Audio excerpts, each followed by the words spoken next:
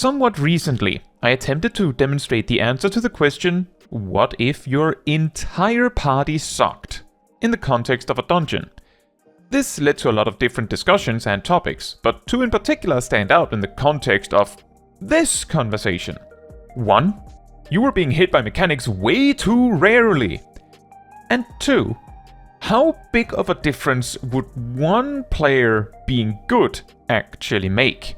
Now, rather than actually demonstrate either of these things in a structured experiment like I did last time, which probably wouldn't lead to a super surprising result for many anyway, let's instead have a talk about it. Of course, it greatly matters who in your party is good if only one of them is. And failing more mechanics being problematic can also be dependent on what player is good and what duty it is. Let's start with the mechanics part. As I said, I put out a video demonstrating how a Dawntrail duty would go if the party adhered to various strict rules to their rotation.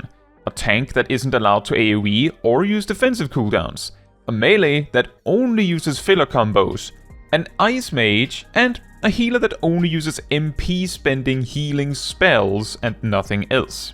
However, given that the entire party consists of relatively solid players, unless instructed to fail a mechanic, we would all be pretty capable of dodging most mechanics in a duty like Vanguard. We decided that faking being bad would make the demonstration seem less honest and instead decided against deliberately being hit by mechanics. But, more importantly, if, in addition to the rules we had already instated, we also were required to fail mechanics intentionally, it is easy to say that the duty would not be beaten. The healer would not have the resources to overcome this compounding challenge with the rules in place. This is something we will get back to a bit later. In a duty like Vanguard, a DPS or healer getting hit by 2 avoidable mechanics in quick succession is likely to kill, and as the healer didn't have any instant healing options, it simply wouldn't be possible to save someone in such a scenario. Alternatively, if the rule was that a player had to get hit by a mechanic whenever they're healthy, the compounding vulnerability stacks would also make it impossible for the healer to keep up. Due to how the fight is massively extended by the reduced damage output, it will be perfectly possible for DPS to collect 3, 4, maybe 5 vulnerability stacks, with the limitation being how many it takes before the DPS is one-shot by something. However, that does not change the fact that the demonstration itself shows that as long as all 4 players are at least pressing buttons, most dungeons should be beatable by a team respecting boss mechanics. As long as the mechanic isn't, for instance, a DPS check. So yes, indeed, if every player is terrible at both their rotation and mechanics, then a duty with mechanics would probably be unbeatable. But I will also say that more and more recently, it seems like what seems to be the focus whenever bad players are discussed in the context of more casual content is mostly their capacity to do their rotation or use their tools. Boss mechanics are almost assumed to just always work out, and if you don't know how to do the mechanic, why not? It's so simple, after all. Which then, perhaps, leads us to the conversation of, what if everyone in your dungeon party was truly terrible, except one player? And to that, I would say there are 4 different angles to consider, which might be surprising with 3 roles in a dungeon, but I'm sure it makes sense when we get there. Let's start with, perhaps, the most obvious one. What if everyone in your dungeon party is terrible, fails mechanics, and plays their rotation badly too, except the tank? With shockingly few exceptions, tanks, especially warriors, are perfectly capable of soloing entire dungeons, so as long as a duty doesn't have a DPS check the tank cannot overcome on their own, or a mechanic that requires 2 or more players to overcome in general, tanks can usually drag their party through the dungeon kicking and screaming, both the party and the tank, meaning that a dungeon such as Vanguard with a terrible party would simply take longer if the tank is solid. This is also part of the origin of the whole discussion that has come about over the years about how annoying it can be sometimes when the party wipes and then the tank spends 3+ times the normal boss length on insisting on soloing it because they can. A slightly more interesting perspective to this point is that in certain level ranges and in certain duties, some or all tanks simply are not capable of doing it all alone. This can be because of a DPS check as mentioned, or it can be because the tank simply doesn't have enough self-healing options to stand their ground. However, this is also partly why, for at least some players that have come to accept that, well, most of their parties may well be bad, they'd much rather have a healer that never attacks than one that never heals. In most duties, a cure-botting healer would enable the rest of the party in overcoming the challenge, despite the mistakes, whereas a glare-botting healer wouldn't. On average, a group consisting of 1 good tank and 3 terrible other players would have a much more steady and reliable progress than a group consisting of 4 terrible players. Most bosses would be guaranteed to be defeated eventually, as the tank will often be unbeatable in a dungeon if they play well. The tank will be somewhat capable of soloing the duties, meaning that what the rest of the team provides is simply more damage when it really comes to it. However, depending on how bad the healer is, the tank might actually have to solo the duty, as if the healer dies, the 2 DPS are probably not long for this world either. For the specific Vanguard example, if the tank was giving it 100%, it is very likely every AoE pull would be doable, and would go significantly faster, just thanks to the damage the tank provides. The healer would, as a result, also have more MP to spare. Moving on to the second most capable. What if everyone in your dungeon party is terrible, fails mechanics, and plays the rotation badly too? Except the healer. A very interesting observation about healers is that they can get away with pretty much never using any spell healing in a dungeon, at least once they get to the higher levels where they have more ability options, and of course, assuming the rest of the party is playing decently. This time is, optimally, spent on attacking instead. But this also means that if push comes to shove, all that could be healing instead. If they really had to, most any healer could effectively pull out the equivalent of a Tetragrammaton's or Indomitability's worth of healing per GZD if they really had to. As was probably seen in the video demonstration with a CureBot, the power of the GZD toolkit alone appears to be sufficient on its own to overcome a duty where the tank isn't really using defensive cooldowns of their own. In other words, if it really came to it, a healer fully dedicated to survival would almost certainly be capable of forcing the group to survive any dungeon fight. However, everyone being terrible is quite a sliding scale. What if the tank isn't using their tank stance? Then a healer could probably forcibly heal a DPS through tanking instead. But what if the DPS aren't bringing it either? Eventually, it'll mean that you, the healer, are also the tank and the DPS when it really comes to it. But if we assume some minimal level of competence from the rest of the group, the tank is holding aggro, the DPS are attacking at least, then a solid, good healer can enable the tank to survive almost any size pull, even if the tank isn't using cooldowns of its own, although it will be very taxing for the healer to deal with. Similarly, as long as an attack doesn't one-shot a DPS, a strong healer can recover from, within reason, almost any situation. Several times even, in a dungeon. On average, a group consisting of 1 good healer and 3 terrible other players would probably have a better average experience of the entire group surviving every encounter and making it through.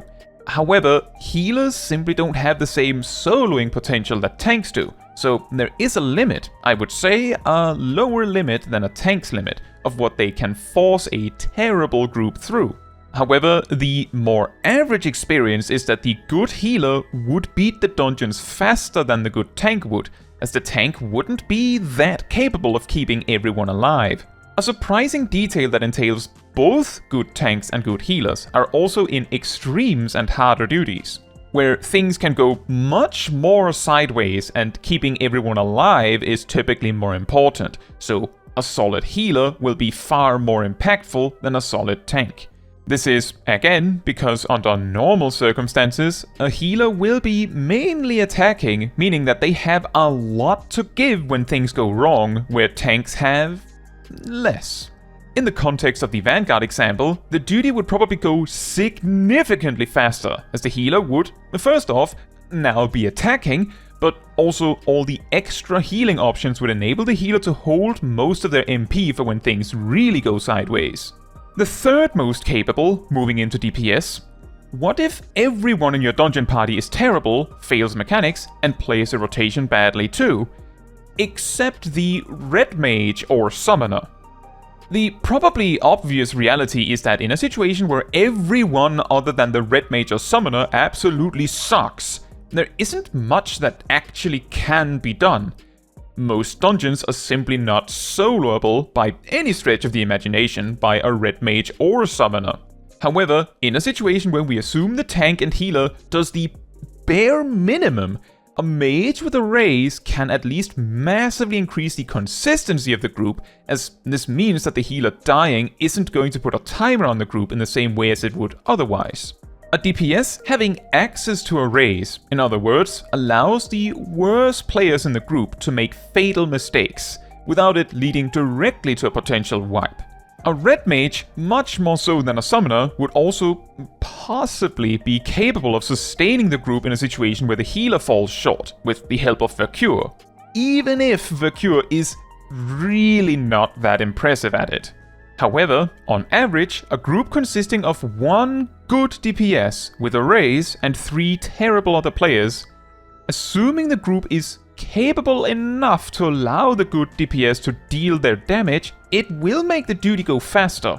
However, the limit of what such a DPS can carry is much less than what a tank or healer could. In some lower level dungeons, such a DPS would possibly be able to perform some impressive feats by kiting mobs and the like, but in a duty like Vanguard, the main way a Red Mage or Summoner would contribute in these terrible situations would be offering the ability to raise the other party members again, which would increase the consistency of the group, but not nearly as much as a tank or healer would.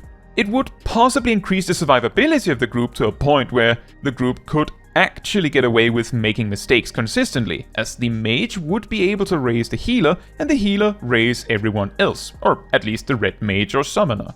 And finally, what if everyone in your dungeon party is terrible, fails mechanics, and plays a rotation badly too, except the DPS that does not have a raise? Broadly speaking, the result is the same as for Red Mage or Summoner, just without the raises, with certain jobs having their own way to contribute here and there. For instance, a ranged physical job with their unlimited mobility might be more capable of kiting mobs a bit more in a bad spot. A melee DPS might be able to take over tanking for a bit using tools like Bloodbath. Mages, just in general, might be able to assist in survival in a situation where the tank dies on an AoE pull by making use of their AoE sleep. However, when things truly go sideways, there isn't very much they truly can do about it beyond closing their eyes, putting their hands up to their ears, and hoping, with their second pair of hands, that their attacks will kill the enemy before it kills them. On average, a group consisting of one good DPS and 3 terrible other players, the only thing that really changes is that as long as the group stays somewhat stable, the powerful DPS can reduce the clear time of the duty. But if the expected clear time of any one encounter in the duty is longer than what the group can stay alive for, then the good DPS effectively provides nothing. In the Vanguard example, this would mainly just shorten the clear time of the duty, but put nothing else on the table when you really think about it. The pulls that were unbeatable by the restricted group wiped the party so fast that one DPS even doubling their damage output almost certainly wouldn't change a thing. Now, I mentioned this at the start as well, but the main problem with getting a clear gauge of how impactful a given role would be in a situation where the group sucks is that the sliding scale of How bad you can be and still succeed is difficult to pinpoint. It probably shouldn't come as much of a surprise that the more self-sufficient a role is, the more capable it is of carrying a group of terrible players. Partly because on one end of the spectrum, we have to assume that there is a possibility the entire party wipes out, aside from the good player. Can they solo it? And slightly further up on the spectrum, we have players that are capable enough that they won't die to the mechanics, but man, they're not doing much beyond that. And in those cases, how much does the good player provide? It makes it difficult to pinpoint. Incidentally, I have sort of approached this subject from a slightly different angle in the past, when I made a tier list of jobs to run mentor roulette with. Link in the description if you're interested. The through line being that a huge contributing factor in capability there is also self-sufficiency. Another interesting aspect to all this is how the pecking order changes a bit in harder content, where in an extreme trial, for instance, a strong healer is likely more important than a strong tank, as the healer can raise players and keep the entire group alive for those body checks, and a tank cannot, obviously. Another interesting perspective, I suppose, is how terrible a group would be capable of overcoming, for instance, a normal raid encounter or even an extreme trial. These could be interesting subjects to test separately. I suppose running Vanguard again with a solid tank or a solid healer or a solid DPS, for comparison's sake, could also be interesting. Unless this comparison here already covered everything that would be interesting to consider in the first place. But what do you think? Out of curiosity, what is the craziest thing you've managed to accomplish in Final Fantasy XIV with a group that clearly isn't up to the task? What do you think would be possible? For me personally, I've gone through many extremes in mentor roulette with some interesting players, but simultaneously, I also have a playlist of doing old extreme duties synced with significantly less players than expected. Link to that in the description too. I would love to hear about your experiences in the comments. Now, that is all for this video. Thank you so much for watching. If you'd like to support me and my channel more directly, you can become a member like these wonderful people here. You can also alternatively support me through Ko-Fi, link in the description. You can also support the channel by letting the YouTube algorithm know by liking the video, leaving a comment, subscribing, sharing, and hitting the bell to get notified when next I post a video. Fun fact, before Shadowbringers, warriors' self-healing was much more limited. They had Thrill of Battle to heal themselves 20% of their HP, Storm's Path healed as it does now, Equilibrium only healed when in Defiance stance and instead recovered TP when in Deliverance, DPS stance. At the time, Raw Intuition just made the warrior automatically parry all attacks from the front and made actions from all other sides automatically critically hit. There's a bit more to it than that, but maybe you know that fun fact yourself.